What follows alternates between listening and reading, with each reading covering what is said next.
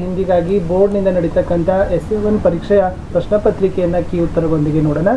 So ದಯಮಾಡಿ ವಿಡಿಯೋನ like, share ಹಾಗೂ ಸಬ್ಸ್ಕ್ರೈಬ್ ಮಾಡೋದನ್ನು ಮಾತ್ರ ಮರೆಯದಿರಿ ಅಂತ ಹೇಳ್ತಾ, ಆಲ್ರೆಡಿ ಬಹಳ ಕ್ವಶನ್ಸ್ಗಳು ನಮ್ಮ ಯೂಟ್ಯೂಬ್ ಚಾನಲ್ನ ವಿಡಿಯೋದಿಂದ ಬಂದಿತ್ತು. ಯಾರೆಲ್ಲ ನೋಡಿದ್ದೀರಿ ಅವ್ರಿಗೆ ತುಂಬ ಬೆನಿಫಿಟ್ ಆಗಿದೆ ಅಂತ ಹೇಳ್ತಾ ಮ್ಯಾಥ್ಸ್, ಸೈನ್ಸ್, SS ನ ವಿಡಿಯೋಗಳು ಕೂಡ ಲೈನ್ ಅಪ್ ಮಾಡಿದ್ದೀವಿ. ಅವುಗಳನ್ನು ಸಹಿತ ನೋಡೋದನ್ನು ಮಾತ್ರ ಮರೆಯದಿರಿ. ಫಸ್ಟ್ ಮೇನ್ಸಲ್ಲಿ ವ್ಯಾಕರಣಕ್ಕೆ ಸಂಬಂಧಪಟ್ಟಂತೆ ಬಹು ಆಯ್ಕೆ ಪ್ರಶ್ನೆಗಳಿತ್ತು. ಆ ಬಹು ಆಯ್ಕೆ ಪ್ರಶ್ನೆಗಳನ್ನು ಕ್ರಮಾಕ್ಷರದೊಂದಿಗೆ ಆರಿಸಿ ಬರೆದರೆ 1 ಅಂಕ ಪೂರ್ಣವಾಗಿ ಕೊಡ್ತಾರೆ. ಮೊದಲ ಪ್ರಶ್ನೆ, निम्नलिखित में से स्त्रीलिंग शब्द है ಅಂತ ಕೇಳಿದ್ದು. ಆಪ್ಷನ್ ಬಿ ಲೇಖಿಕಾ is the very right answer. ಪ್ರಶ್ನೆ 2, देखना शब्द का प्रथम प्रेरणार्थक क्रियारूप है ಅಂತ ಕೇಳಿದರೆ ಉತ್ತರ ದಿಖಾನಾ ಅಂತಕ್ಕಂಥದ್ದು ಸರಿಯಾದ ಉತ್ತರ ಆಗ್ತದೆ. ಪ್ರಶ್ನೆ 3, बेचना शब्द का विलोम रूप है ಅಂತ ಹೇಳಿದ್ದಾರೆ.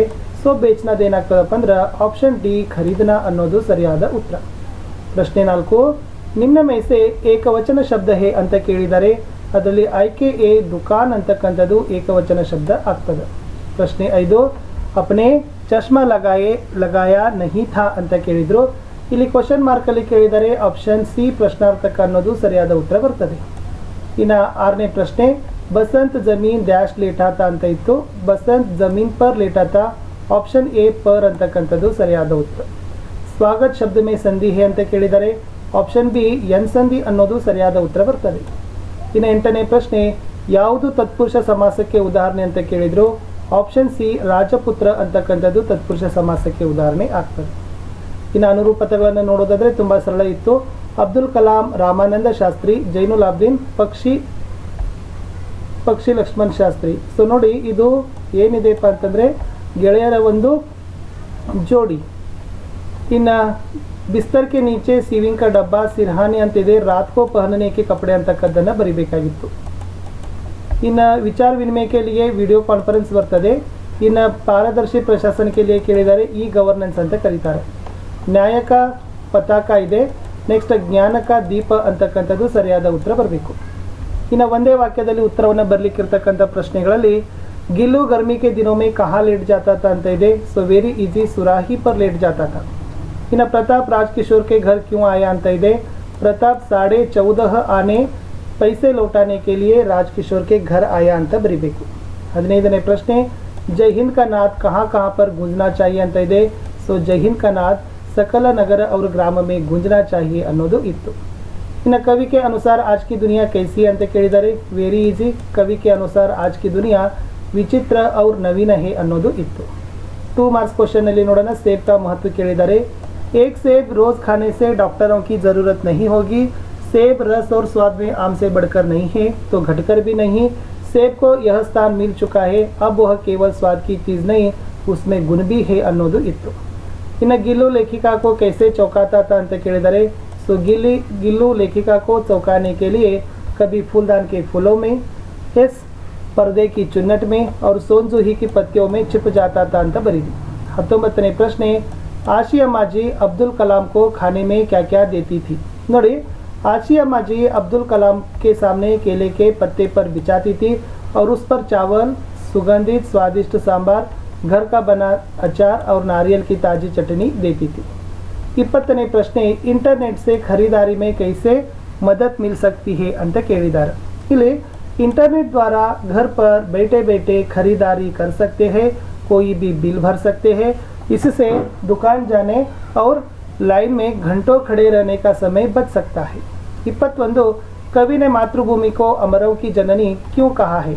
मातृभूमि ने राम, गांधी, बुद्ध जैसे अमरों की जन्म दिया है, इसलिए कवि ने मातृभूमि को अमरों की जननी कहा है.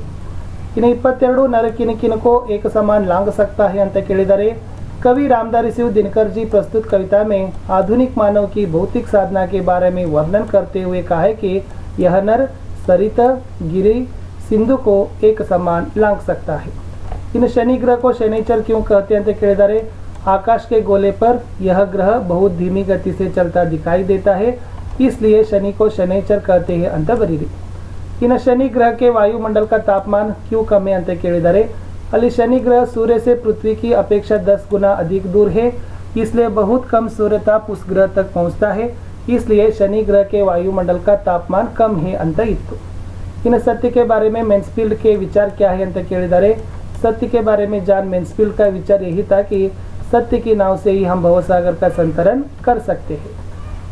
मीना मैडम ने छात्रों से अंत में क्या कहा तो मीना मैडम ने छात्रों से अंत में कहा कि आज के बच्चे कल के नागरिक हैं। विद्यार्थियों, आज से नहीं अब से ही आप इन कर्तव्यों का पालन करना शुरू करो। इससे आपका हित तो होगा ही, देश का कल्याण भी होगा। इन 3 ಮಾರ್ಚಲ್ಲಿ ನೋಡೋಣ मुहर्रम के मेले में लेखक को हुए अनुभव के बारे में बताई अंत ಇದೆ। ಇಲ್ಲಿ एक बार लेखक ने मुहर्रम के मेले में एक दुकानदार से 1 पैसे की रेवड़ियाँ ली थी और पैसे की जगह अटनी दे आया था। घर आकर जब उनको अपनी भूल मालूम हुई तो दुकानदार के पास दौड़ पड़ गया। लेखक को आशा नहीं था कि वह अटनी लौटाएगा, पर उसने प्रसन्न चित्त से अटनी लौटा दी और उल्टे उससे क्षमा मांगी अंत बरीबेकु। इन लेखिका ने गिल्लू के प्राण कैसे बचाए अंत ಇದೆ। सो लेखिका ने गिल्लू को हौले से उठाकर अपने कमरे में लाई, रुई से रक्त पोंछकर घावों पर पेंसिलिन का मरहम लगाया। कई घंटे के उपचार के बाद उसके मुंह में एक बूंद पानी टपकाई ಅನ್ನೋದು ಬರಿಬೇಕು। अहमद जलालुद्दीन का परिचय ಕೇಳಿದ್ರು। अहमद जलालुद्दीन रामेश्वरम में स्थानीय ठेकेदार थे। अब्दुल कलाम की बड़ी बहन जोहरा के साथ शादी हुई। अब्दुल कलाम के अंतरंग मित्र बन गए।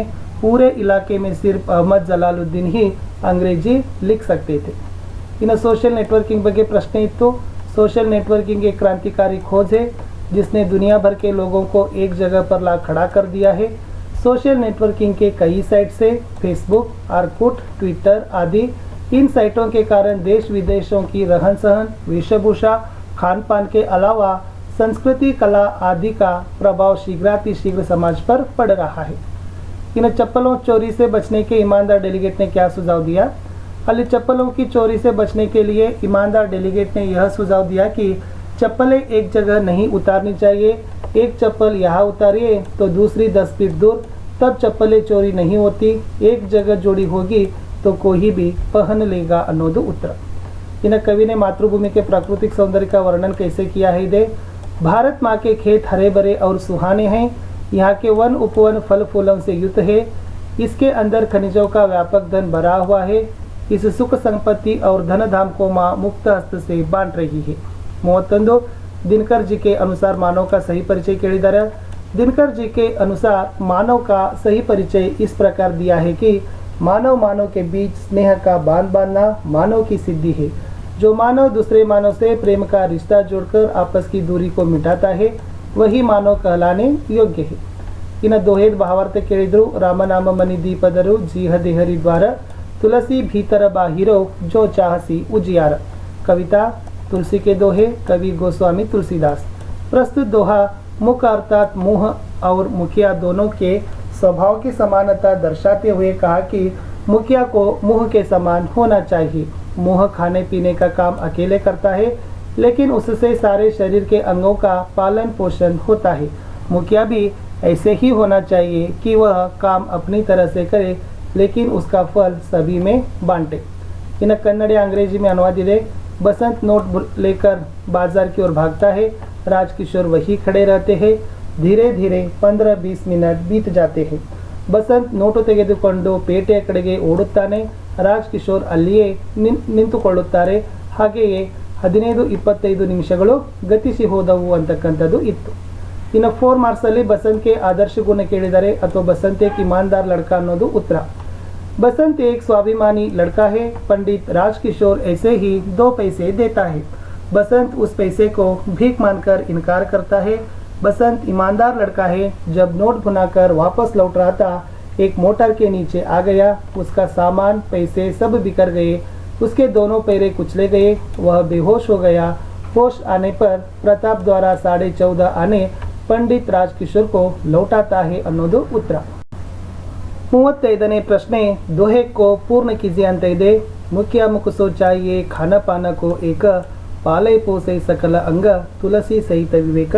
ಕವಿತಾ ದೋಹೆ, ಕವಿ ತುಳಸಿದಾಸ್ ಅಂತ ಬರಿಬೇಕು। ಒಂದು ಸಿಂಪಲ್ ಪ್ಯಾರಾಗ್ರಾಫ್ ಕೊಟ್ಟಿದ್ರು, ಅದರದ್ದು ಉತ್ತರಗಳಿದ್ದಾವೆ। शरीर से गंदगी कैसे दूर होती है। व्यायाम करने से शरीर की अंदर की गंदगी पसीने के रूप में बाहर निकल जाती होती है। इन व्यायाम करने वालों का शरीर कैसे होता है। व्यायाम करने वालों का शरीर चमकता रहता है। मनुष्य आलसी क्यों बन जाता है। व्यायाम के बिना मनुष्य आलसी बन जाता है।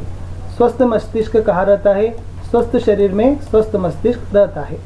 ಇನ್ನು ಸಿಂಪಲ್ ಆಗಿರ್ತಕ್ಕಂಥ ನಿಬಂಧ ಇಲ್ಲಿ ಸ್ತ್ರೀ ಶಿಕ್ಷಾ ಕೊಟ್ಟಿದ್ದಾರೆ. ಇದು ಪರ್ಯಾವರಣ ಪ್ರದೂಷಣ ಅದ, ಇದು ಇಂಟರ್ನೆಟ್ ಕ್ರಾಂತಿ ಅದ. ಅಲ್ಲಿರ್ತಕ್ಕಂಥ ಸಾಂಕೇತಿಕ ಬಿಂದುಗಳ ಆಧಾರದ ಮೇಲೆ ಬರೆದ್ರೆ ಖಂಡಿತವಾಗಿ ನಿಮಗೆ 4 ಅಂಕಗಳನ್ನು ಕೊಡ್ತಾರೆ. ಇನ್ನು ನೆಕ್ಸ್ಟ್ ಲಾಸ್ಟ್ ಇರ್ತಕ್ಕಂಥದ್ದು ಪಿತಾಜಿ ಕೋ ಪತ್ರ ಇತ್ತು, ಆಮೇಲೆ ಇದು ಚುಟ್ಟಿ ಪತ್ರ ಇತ್ತು. ಸೊ ಪಿತಾಜಿ ಕೋ ಪತ್ರದಲ್ಲಿ ಪ್ರೇಷಕ್ ಇರಬೇಕು, ಸಂಬೋಧನೆ ಇರಬೇಕು, ಪತ್ರಕ ಕಲಿಯೋರು ಇರಬೇಕು, ಆಮೇಲೆ ಪತ್ರ ಪಾನಿವಾಲೆ ಕ ಪತ್ತ ಅಂತ ಇರ್ತದೆ. ಬಟ್ ಚುಟ್ಟಿ ಪತ್ರದಲ್ಲಿ ಮೇಲೆ ದಿನಾಂಕ ಹಾಕಬೇಕು, ಆಮೇಲೆ ಈ ಕಡೆ ಏನು ಹಾಕ್ತೀರಿ ಪ್ರೇಷಕ್, ಆಮೇಲೆ ಸೇವಾ ಮೇ ಸಂಬೋಧನ್, ವಿಷಯ, ಪತ್ರಕ ಕಲಿವರ್, ಸಮಾಪನ್, ಆಮೇಲೆ ಲಾಸ್ಟ್ ಏನು ಮಾಡಬೇಕಪ್ಪ ಅಂತಂದರೆ ಅಭಿಭಾವಕ್ಕೆ ಹಸ್ತಾಕ್ಷರನ್ನು ಕೂಡ ಹಾಕಿದರೆ ಇದು ಕೂಡ ಕಂಪ್ಲೀಟ್ ಆಗ್ತದೆ. ಇಷ್ಟು ಇವತ್ತು ನಡೆದಿರ್ತಕ್ಕಂಥ SA1 ಪರೀಕ್ಷೆಯ ಪ್ರಶ್ನೆ ಪತ್ರಿಕೆಗಳ